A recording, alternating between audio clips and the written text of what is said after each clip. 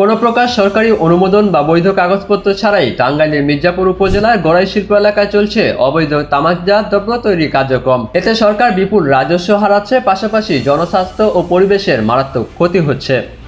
সরেজমিনে গিয়ে দেখা যায় কারখানাটির বাইরে কোনো সাইনবোর্ড নেই। স্থানীয়দের মতে এটি দীর্ঘদিন ধরে প্রশাসনের চোখ ফাঁকি দিয়ে পরিচালিত একটি অবৈধ কারখানা।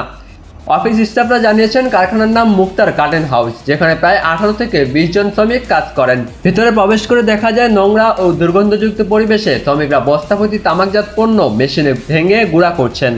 শ্রমিকরা জানান, আমরা শুধু তামাক গুঁড়ো করি, এরপর এগুলো দিয়ে কি হয় জানি না, তবে এখানে কাজ করা খুবই কষ্টকর। মুক্তার কার্টেন হাউস, তামাক আছে, তামাক থেকে আমরা ছোট ছোট কাটিং করি, কাটিং করে ডাস্ট বানাই, রোদে শুকাই, মেশিনে শুকাই, সেটা ডাস্ট বানায় অর্ডার আছে, অর্ডার বসলে আমরা ফের দিয়ে দিই। আমরা সে জর্দা সাইজ করে দিই, আপনার পাউডার করে ডাস্ট বানিয়ে পাউডার করে দিই।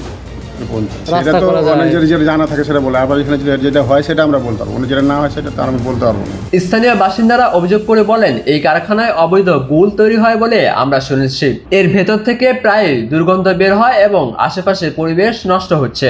কারখানার সুপারভাইজার আবুল হোসেন ও মোহাম্মদ রিয়াজ বলেন, আমরা এখানে চাকরি করি, মালিক পক্ষের নির্দেশেই কাজ চালাই। কেউ কাগজপত্র দেখতে চাইলে হেড অফিস থেকে এনে দিতে হয়। ম্যানেজার আব্দুল গফুর জানান, সব কাগজপত্র ঢাকা হেড অফিসে আছে, প্রয়োজন হলে আনা যাবে। সাইনবোর্ড ছিল, তবে ঝড়ে ভেঙে গেছে। আপনারা কাগজ যে চাচ্ছেন এটা তো যুক্তি আমি দেখতেছি না। তোমার আমাদেরকে এইগুলা ব্যাপারে কোনো কথাবার্তা বলে নাই, আসছে হাই হ্যালো করছে, ঠিক আছে, আমাদের থেকে যৌতুক হয়েছে, আপ্যায়ন করছি।